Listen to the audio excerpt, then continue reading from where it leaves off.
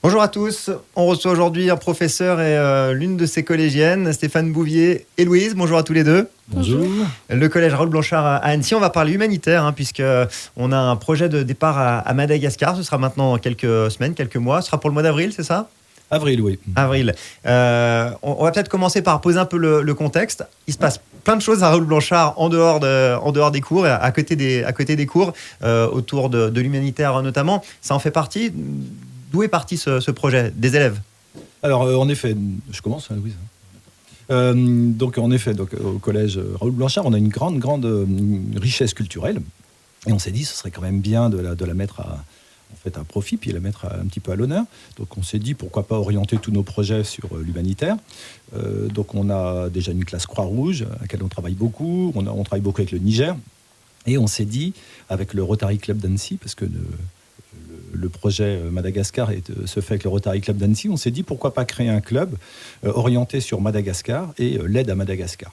Donc on a trouvé des élèves volontaires, ils sont une vingtaine en tout. Tout le monde ne partirait pas à Madagascar, bien sûr, puisqu'ils ne veulent pas tous, mais on partira avec une douzaine d'élèves. Donc l'idée, c'est que les professeurs accompagnent tout ça, mais que les élèves soient vraiment acteurs de ce projet. Parmi les 12, donc, Louise. Concrètement, comment ça s'est passé sur cette préparation ? Comment on est arrivé à prendre la décision de partir à Madagascar ? Alors, on était intéressés pour aider des enfants pour leur scolarisation et sur l'eau. Donc, notre projet, il était axé sur ces deux choses. Et on a trouvé que Madagascar, c'était vraiment le pays parfait pour répondre à nos deux actions. Ça se fait par étapes. D'abord une cause, ensuite un lieu, et puis on avance petit à petit, ouais. on trouve un secteur. On est accompagné dans tout ça par les professeurs et par même parfois des associations. Oui, voilà, en fait, on part toujours des idées des élèves. Les élèves voulaient absolument travailler autour des thèmes, donc, comme disait Louise, scolarisation et autour du thème de l'eau, qui était très important pour eux. Et on s'est dit, trouvons un pays. Un élève avait vu une émission la veille en disant, mais moi j'ai vu quelque chose sur Madagascar, ils n'ont plus d'eau, c'est un pays où il y a une famine terrible. Donc, pourquoi pas aider à Madagascar ? On a dit, très bien. Donc là, nous, on est vraiment en tant qu'accompagnateurs, on est trois enseignants.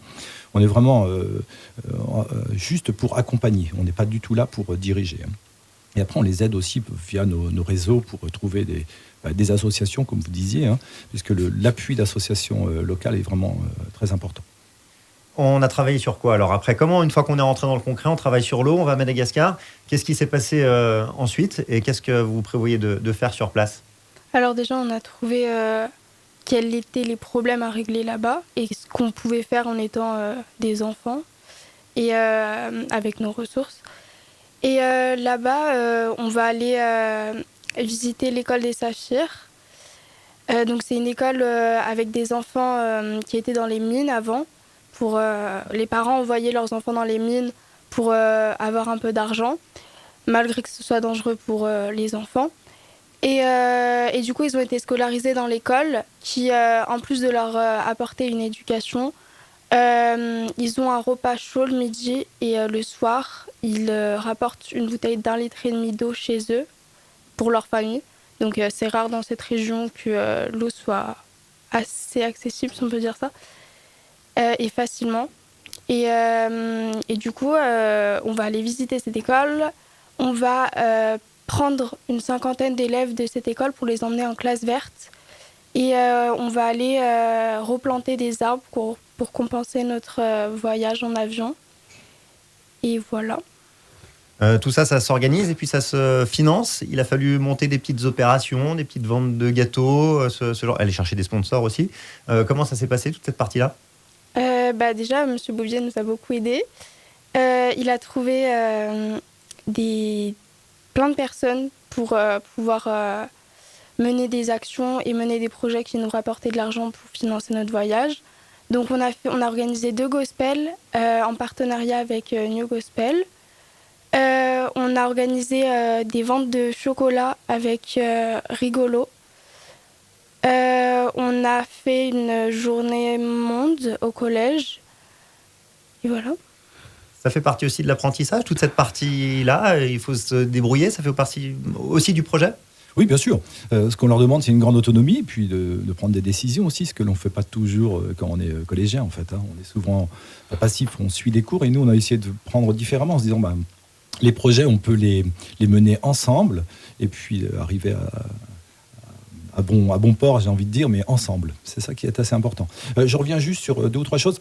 On a beaucoup été aidé par Haute Coco, une association locale qu'on salue d'ailleurs, qui nous a beaucoup aidé parce que c'est eux qui ont créé cette école des Saphirs et qui ont ressorti, alors ça représente quand même 700 élèves, c'est 700 élèves qui sont ressortis des mines pour aller être scolarisés, enfin. Donc Haute Coco est vraiment bénéfique et c'est eux qui ont aussi la classe verte où on ira. Donc c'est eux qui nous... Il faut absolument une association support pour partir dans de bonnes conditions. En fait. Ça c'est important. Tout ça s'intègre. Alors, c'est fait hors temps scolaire, mais oui. Ça s'intègre quand même à un travail pédagogique. On rebondit dessus en classe. Oui, bien sûr, parce qu'il y a énormément de compétences qui sont travaillées, des compétences qui sont un petit peu hors champ disciplinaire, mais qui sont travaillées, la citoyenneté, la prise de décision, l'autonomie, la recherche, et puis aussi de savoir prendre du recul sur les choses, et puis d'ouvrir les yeux, tout simplement, puis voir ailleurs, pour peut-être aussi voir la chance que l'on a d'être ici. Ça, c'est assez important. Vous êtes presque prêt à partir, c'est la bonne nouvelle. Financièrement, ça va à peu près. Qu'est-ce qui vous manque? En quoi on peut vous aider? Quelqu'un peut nous aider? Non, tout est ficelé, tout est OK. Oui, on peut dire tout est ficelé. Alors c'est un budget. Alors une chose importante aussi, on peut le dire, c'est que on ne voulait pas que ça coûte trop cher aux familles. Évidemment, il n'était pas question de demander 1 000 euros aux familles. Donc on s'est dit une somme de 300 euros était assez accessible pour tout le monde, sachant que les familles qui ont plus de difficultés financières, on leur finance, bien sûr. Voilà. Donc il y a cette partie voyage qu'il fallait financer surtout via nos actions et bien sûr ce qu'on finance là-bas, donc le forage du puits, parce que donc, comme Louise le disait, ils ont leur puits se tarit, il faut en refinancer un autre.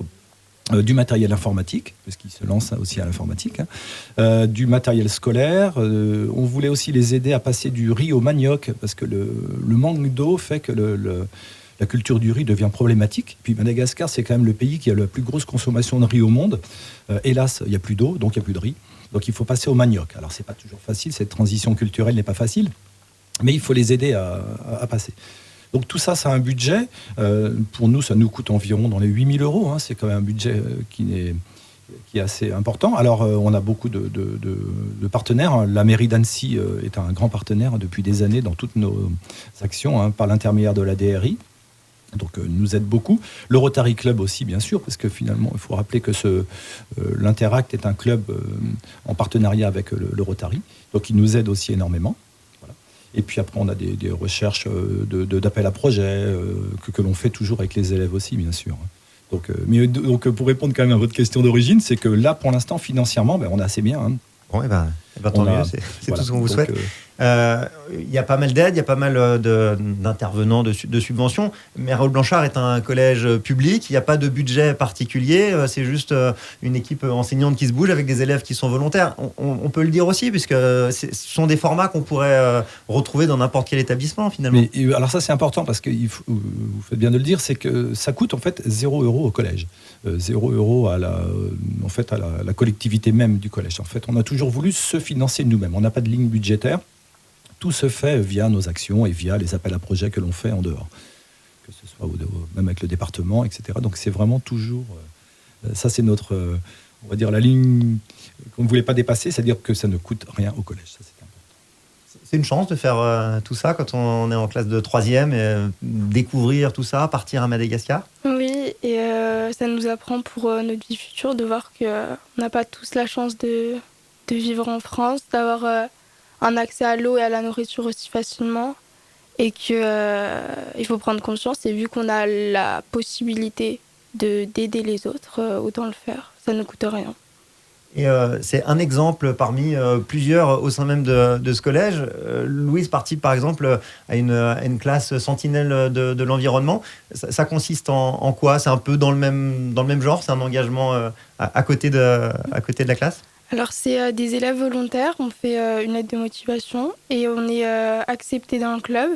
Et on passe une année à apprendre des choses sur l'environnement, à mener des actions.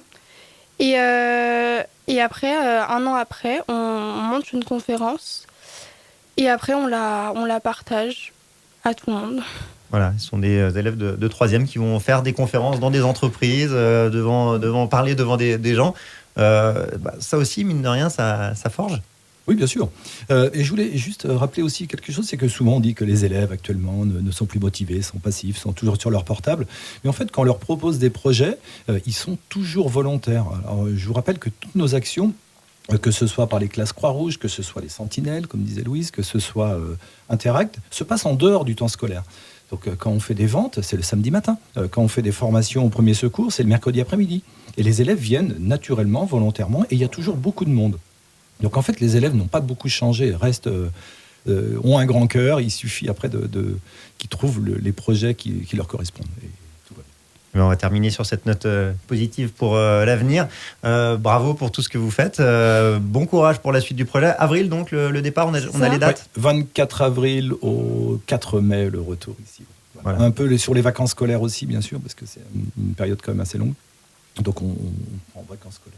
Une douzaine d'élèves, 3 professeurs et un membre du Rotary d'Annecy. Un membre du Rotary d'Annecy et une personne de Haute-Coco aussi, l'association Support. Voilà, il faut surtout dire bravo aux élèves parce que finalement, c'est eux qui sont un petit peu moteurs dans tout ce projet. Exactement. Bravo, bon voyage. Merci. Et puis on aura peut-être l'occasion de faire un petit bilan de tout ça au mois d'avril. Pas de problème, on reviendra manger. Ce ne sera pas une galette cette fois-ci, ce sera autre chose. Merci beaucoup et bonne semaine. Merci.